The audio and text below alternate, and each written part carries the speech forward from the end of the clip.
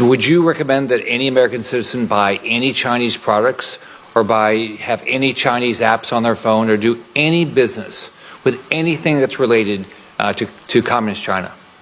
Well, I think the realization that our support of China over the last 30 years or more, going back to Reagan actually, in terms of early investment in developing their economy, giving them access into most favored nation status when they didn't comply, they didn't qualify.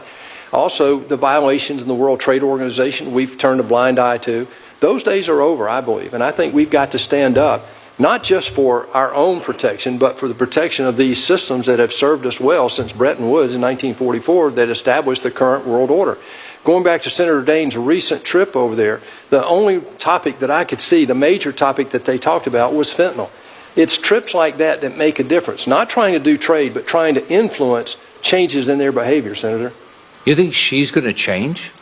Senator, the issue is what is beneficial to their strategy? What do they want? And if you read what they've been writing over the last 25 years, I don't think he's going to change. The question is, what is his objective and what is he going to be capable of doing?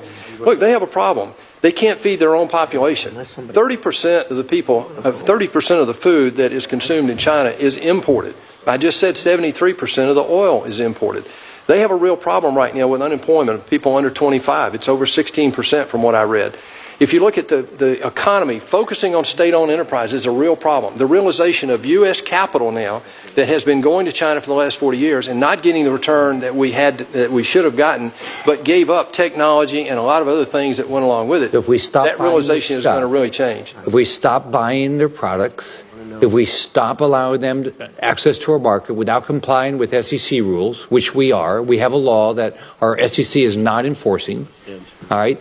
If the American public would show up and say this is wrong, what would happen to the Chinese economy and what would they have to do then? You bring up a great point. If you believe that this is a new kind of war, it's not Cold War, it's not a kinetic war, it's a different war. And they described it to us in the book called Unrestricted Warfare back in 1999. And they're executing against that. I wrote an article about it a year ago.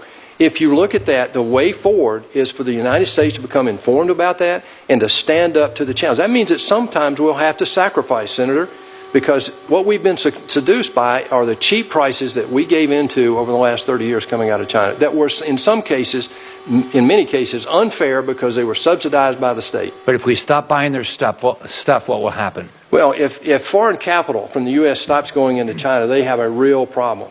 If we stop buying their product, what will happen? Well, the American public says enough's enough, what will happen to their economy? It'll collapse. Right.